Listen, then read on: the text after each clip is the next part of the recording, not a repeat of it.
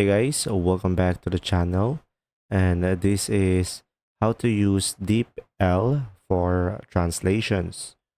So guys, the first thing that you will do is simply go ahead and go to deepl.com, and this will be their homepage. Now here guys, right away, you should be able to have multiple options. You can translate text right away. You could translate files, and you could have AI powered write. So first one is detect a language. So let's say for this language, I'm gonna go for Spanish, and just for an example. And now guys, I have used ChatGPT over here to generate me a one small paragraph about Spanish.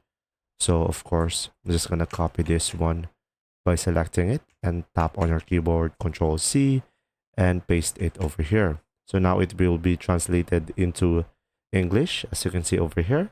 And as you can see, it translates right away.